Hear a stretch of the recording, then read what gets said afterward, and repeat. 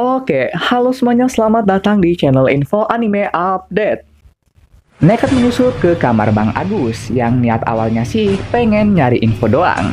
Cuman karena iseng sekaligus penasaran sama benda yang ada di depan, ujung-ujungnya dipeganglah teleponnya Bang Agus sama Emilia. Tapi sialnya, telepon itu malah berbunyi tepat saat Emilia memegangnya. Tentunya hal ini ngebuat Emilia begitu kaget.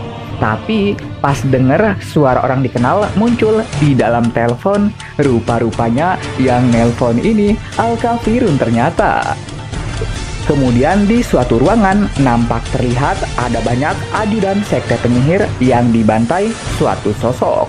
Dan sosok tersebut siapa lagi kalau bukan Alkafirun ternyata. Buset, di saat Subaru Squad aja lawan mereka nggak dapat hasil, lah ini Alkafirun hanya modal satu tarikan pedang doang bisa sampai ngeratain dua squad ajudan sekte penyihir loh. Gila, se-OP apa sebenarnya kekuatan tempur milik Alkafirun ini bisa sampai ngebantai begini dengan mudahnya. Melihat ada alat telepon di depannya membuat Alkafirun mengambil dan membukanya. Tapi pas dibuka, nggak ada apapun di dalam layar telepon itu. Mengetahui yang nelpon Alkafirun, Emilia segera meresponnya.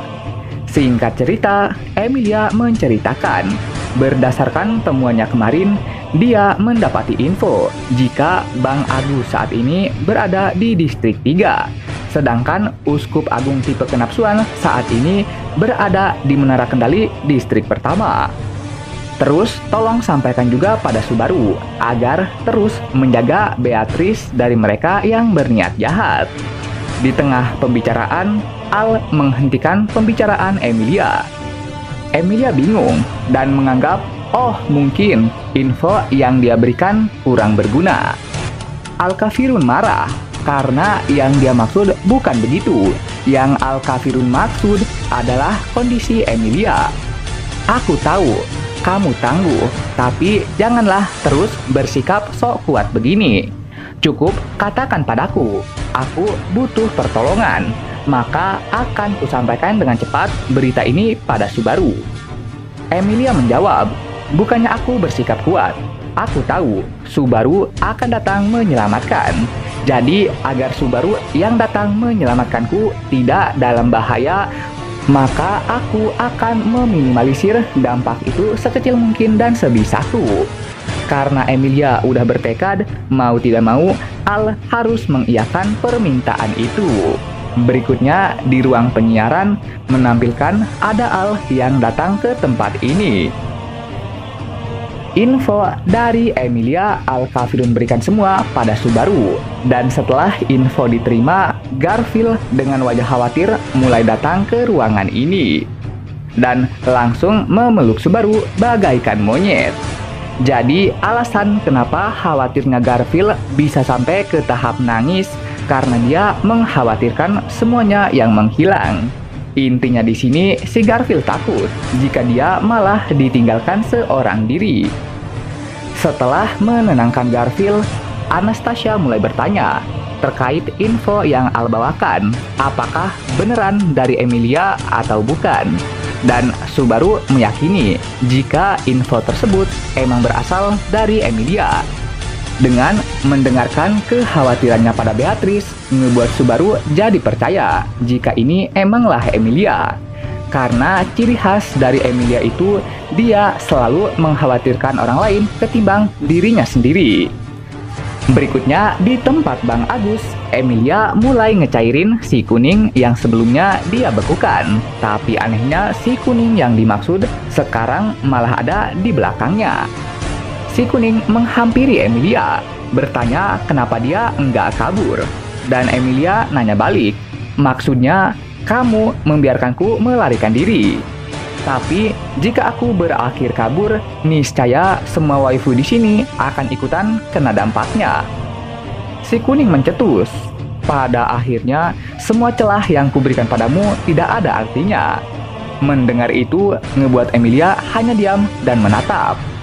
Balik ke tempat penyiaran, dan di tempat ini Subaru ingin membagikan solusi yang dia peroleh dalam mengatasi pengaruh genjutsu yang saat ini melanda semua orang di kota ini.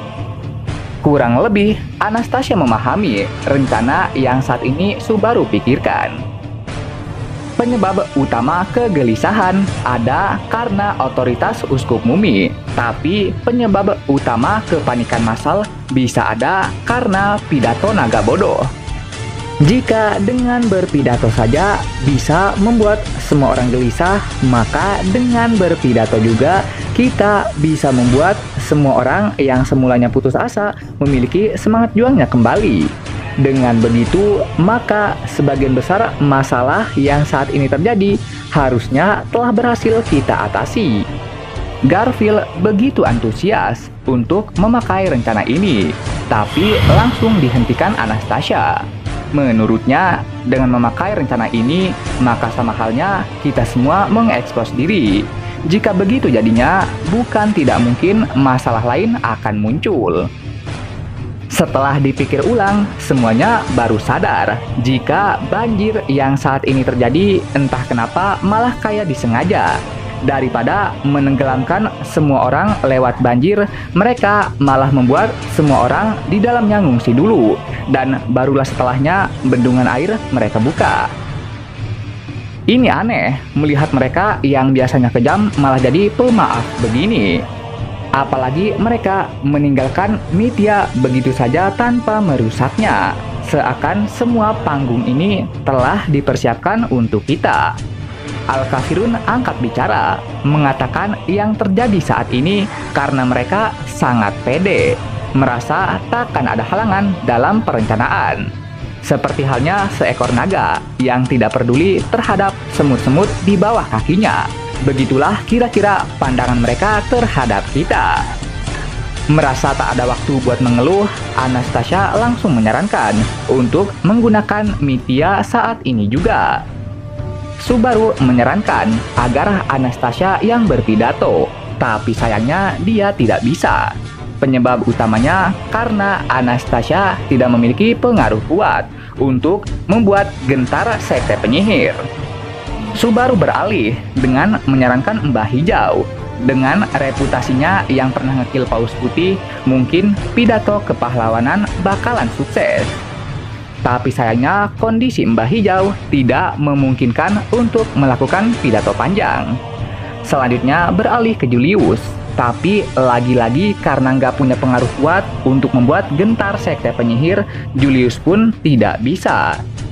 Subaru mulai berpikir keras, siapa lagi sekiranya kandidat yang bisa untuk berpidato. Sedangkan Garfield memberikan solusi. Kenapa nggak lu aja bos yang turun tangan?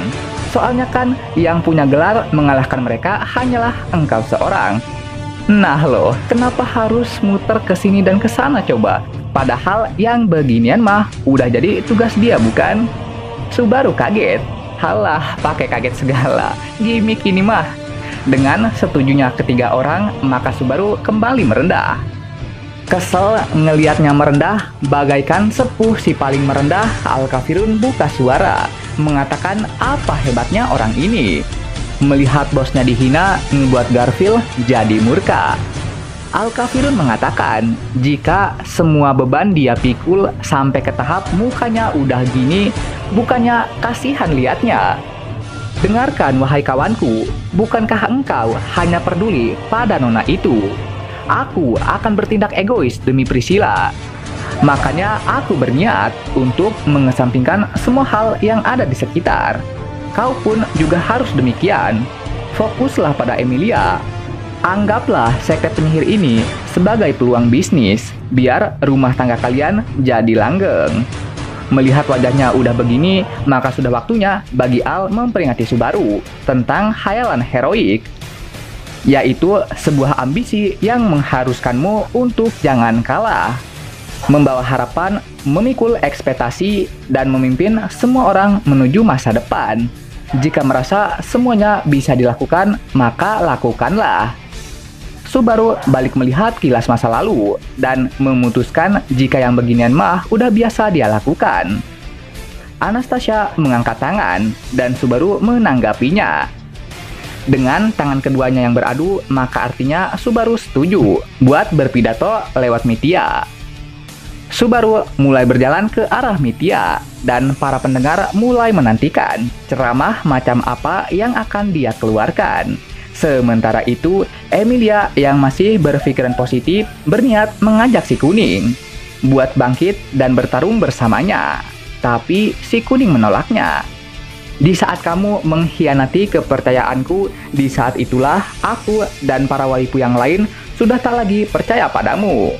Perlu diketahui, kami semua para waifu memiliki kondisi yang serupa, yaitu sama-sama dibantai keluarganya dengan maksud agar Bang Agus bisa menikahi mereka semua tanpa terhalang aturan keluarga. Emilia kaget. Kemudian setelahnya, pidato Subaru akhirnya dimulai. Secara singkatnya, dalam pidato ini, Subaru mengatakan pada khalayak jika dia masih belum mengusir para penjajah. Tapi meski begitu, dia akan tetap berjuang, berusaha, dan mengembalikan kejayaan. Untuk semua orang yang mendengarkan, izinkan aku mengatakan ini. Cobalah untuk saling bekerja sama, saling memandang, dan saling bahu-membahu. Dengan begitu, aku bisa yakin, rasa takut yang kalian alami saat ini akan sedikit berkurang dengan adanya pendamping. Aku saat ini sedang marah karena aku tidak terima melihat banyak wajah menderita akibat ulah dari penjajah. Aku tidak menerima kekalahan melawan sampah seperti mereka. Maka dari itulah aku akan bertarung. Meski aku bodoh dan lemah, tapi aku akan tetap bertarung demi memperjuangkan mereka yang kusayangi. Aku akan bertarung, maka dari itu ku harap kalian juga akan bertarung. Aku tidak meminta kalian untuk bertempur di lapangan, tapi aku meminta pada kalian untuk menegakkan kepala di atas dada. Tidak ada yang berubah jika kalian hanya menundukkan kepala. Lihatlah sekeliling dan temukanlah seseorang yang memiliki mata yang sama dengan kalian. Biarkan aku mempercayai, walaupun kita lemah, tapi selama ada niat, kita masih bisa buat berjuang. Dan biarkan aku percaya jika kalian masih memiliki semangat untuk berjuang. Benar begitu bukan, wahai my peopleku sekalian? Kalian tidak akan membiarkan kelemahan menguasai diri kalian lagi, bukan? Benar, kami tidak ingin kalah. Suaramu telah tersampaikan, dan hal ini membuat rasa takutku akhirnya pergi. Kita saat ini akan mencoba untuk berjuang. Selama ada kalian yang tak menyerah, maka kami juga tak akan menyerah. Aku akan berjuang untuk melawan dan mendapati kemenangan. Namaku adalah Natsuki Subaru, merupakan seseorang yang pernah mengalahkan Uskup Agung Sekte Penyihir. Mulai sekarang, serahkan saja para anggota sekte kepada kami. Jadi, percayalah pada kami, dan teruslah berjuang bersama. Kita harus bersatu, demi meruntuhkan sikap lemah yang saat ini kita miliki. Dan sisanya serahkan pada kami. Biar kami yang turun dan menegakkan keadilan. Mendengar kata motivasi dari Subaru ngebuat Emilia akhirnya yakin untuk maju ke depan dan melakukan pernikahan. Waduh, pernyataan yang sangat mengejutkan sekali ini.